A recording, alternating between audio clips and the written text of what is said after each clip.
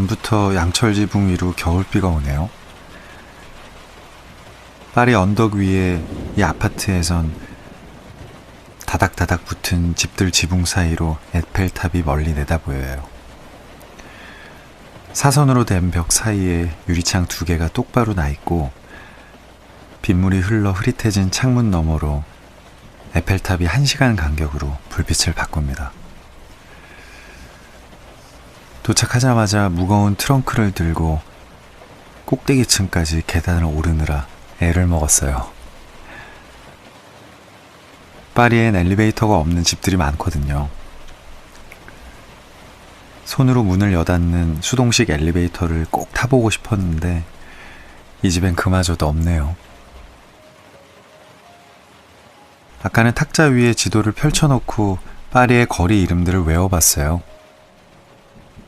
길을 잃지 않으려면 지도를 머릿속에 잘 담아둬야죠. 근처에 가장 가까운 시장과 빵집도 체크해뒀습니다. 해가 뜨면 바삭한 크루아상을 사러 가려고요. 인사도 연습해놨어요. 원래 여기 사는 사람처럼. 봉주루 도네무아디뱅. 파리에서 파리지앵처럼 살아보기. 당신도 한 번쯤 꿈꿔봤죠? 작가 해밍웨이도 이곳 파리에서 7년을 살았대요. 권투와 사냥을 좋아하던 미시건의 청년 해밍웨이는 23세 아내와 파리로 건너와 20대의 대부분을 작가 지망생으로 습작을 하면서 보냈습니다. 빈민가에 시끌벅적한 댄스홀이 있던 카르디날 르무안 거리 74번지. 허름한 건물 3층에 작은 새방을 얻어 첫 아들을 낳고 가난했지만 행복한 시간을 보냈죠. 그는 죽기 전까지 그 시절을 가장 잊지 못할 시간으로 추억했습니다. 우리는 값싼 음식으로 잘 먹고 값싼 술로 잘 마셨으며 둘이서 따뜻하게 잘 잤고 서로 사랑하고 있었다. 만약 당신에게 충분한 행운이 따라주어서 젊은 시절 한때를 파리에서 보낼 수 있다면 파리는 마치 움직이는 축제처럼 남은 일생에 어딜 가든 당신 곁에 머무를 것이다. 바로 내게 그랬던 것처럼. 가진 건 주머니에 꼬깃해진 지폐 몇 장뿐이었지만 자주 가는 서점 한 기퉁이에 언젠가 자기가 쓴 책이 놓일 날을 꿈꾸며 뜨거운 커피 한 잔으로 행복해지고 와인 한 잔으로 인생을 축제로 만들던 그의 산책길 이야기를 들려줄게요.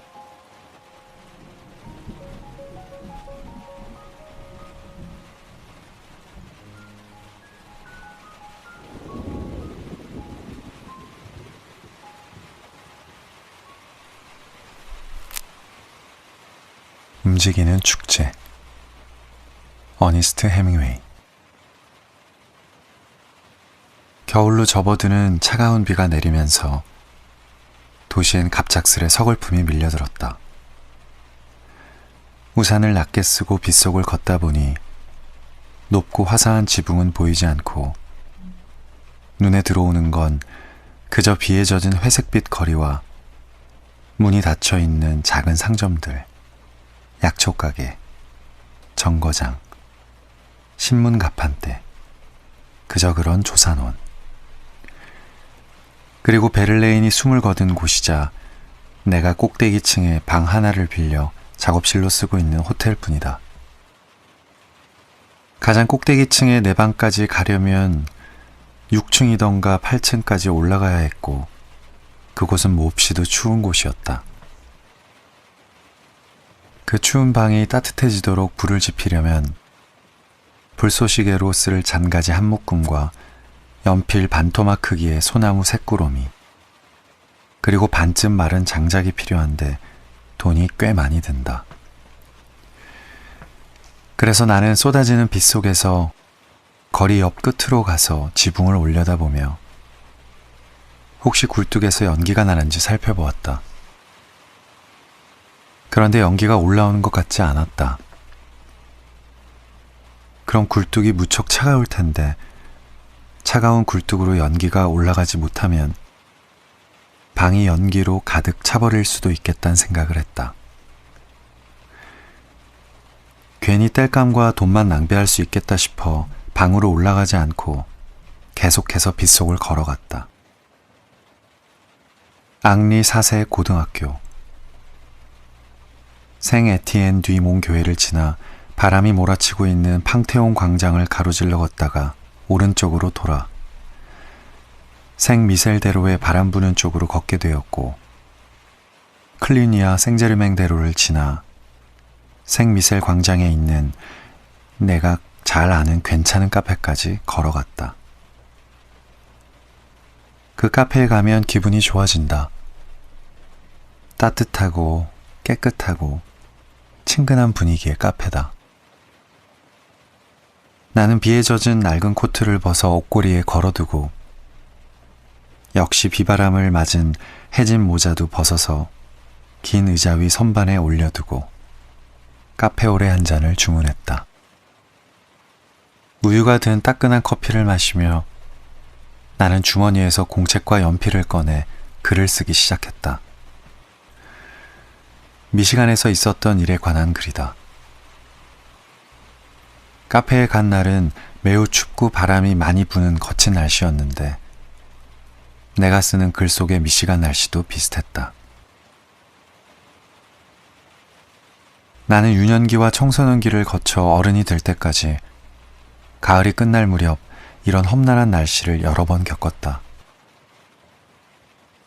그러면서 이런 날씨엔 어디서 글을 써야 다른 어떤 곳보다 글이 잘 써지는지 알고 있었다. 어떤 경험을 글로 적을 땐 그 글에 딱 맞는 적합한 장소가 따로 있다. 이걸 나는 옮겨 심기와 비슷하다고 생각한다. 식물이 자랄 때 적합한 환경을 만들어주는 것처럼 사람한테도 이 과정이 필요할 수 있다. 마침 내 글 속의 남자아이들은 술을 마시고 있었고 쓰다 보니 나도 목이 말라서 세인트 제임스 럼주를 주문했다. 추운 날의 럼주는 완벽하다. 계속해서 글쓰기에 집중하는 사이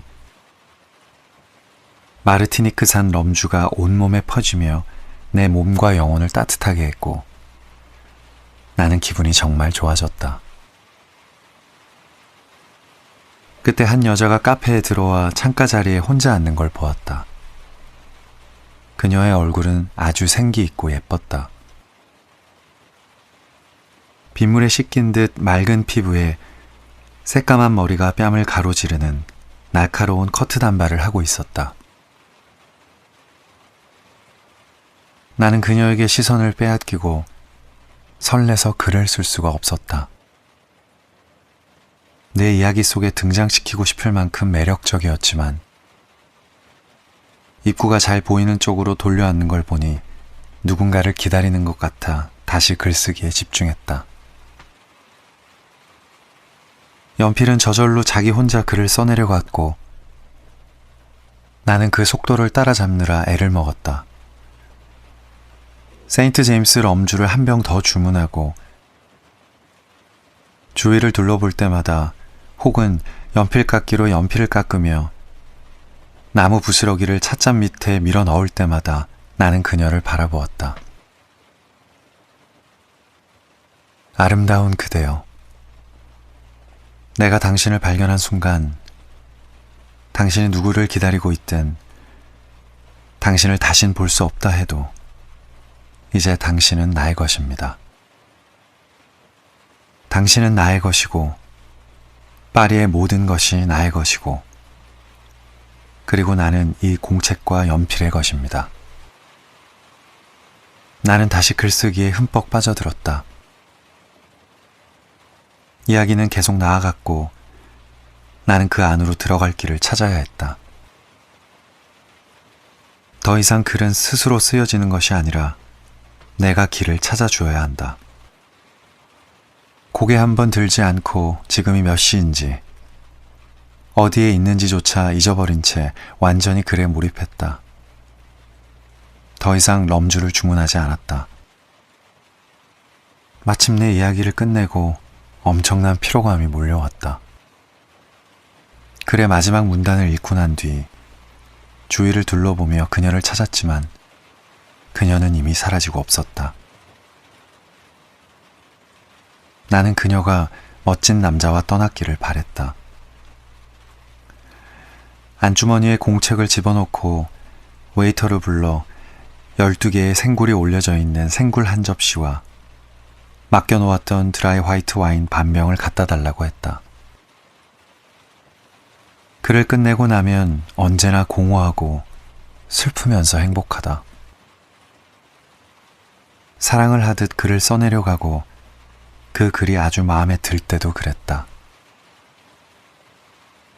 물론 다음 날이 돼봐야 그 글이 좋은지 알 수 있지만 생굴을 입에 넣으니 강한 바다향이 퍼진다. 굴에서 느껴지던 옅은 비릿함은 차가운 화이트 와인 한 모금을 넘기며 모두 씻겨 나가고 바다의 맛과 풍부한 질감만이 입안에 남는다. 굴 껍데기에 고인 신선한 즙을 마시고 상쾌한 와인으로 씻어내면서 나는 다시 행복해졌다. 공허함은 사라지고 앞으로 뭘 할지가 떠올랐다. 춥고 황량한 파리의 겨울을 떠나 다른 곳으로 가야겠다고 생각했다. 비 대신 눈이 내리는 곳. 소나무가 서 있는 높은 언덕과 도로가 눈으로 뒤덮이고 집으로 돌아갈 땐 뽀드득 뽀드득 눈 밟는 소리를 들을 수 있는 그런 곳으로 말이다. 알프스 레자방 근처에 지붕이 뾰족한 오두막이 하나 있다. 그곳의 하숙은 아주 근사하다. 하루 종일 책을 읽고 밤이면 열어둔 창문으로 별빛이 스며드는 침대에서 따뜻하게 잠들 수 있는 그런 곳이다. 우리 형편으로도 충분히 가능하다. 기차는 3등 칸으로 하면 그리 비싸지 않고 하숙비도 파리의 반값에 조금만 더 보태면 된다. 호텔의 작업실은 그만 쓰면 되니까 카르디날 르무안 거리 74번지에 있는 아파트 월세만 조금씩 내면 된다.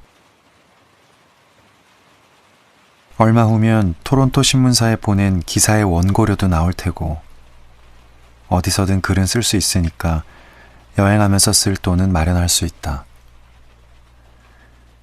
파리에서도 미시간에 대한 글을 썼으니 파리를 떠나서도 파리에 대한 글을 쓸 수 있겠지. 아직 파리에 대해 잘 알지도 못하면서 이런 생각은 좀 이른가 싶었지만 결국은 그렇게 될 것이다. 남은 생굴과 와인을 마저 먹고 카페에 음식값을 지불하고 나왔다. 밖으로 나온 나는 빗속을 걸어 몽타뉴 생트 주뉴 비에브까지 언덕 위로 곧바로 가로지르는 지름길로 올라갔다. 날은 굽고 비는 차갑게 내리지만 그저 비일 뿐이다. 파리에선 흔한 날씨일 뿐이다. 이 비를 맞는다고 내 인생이 바뀌거나 하지는 않는다. 나는 파리의 찬비를 맞으며 언덕 위 아파트를 향해 걸어갔다.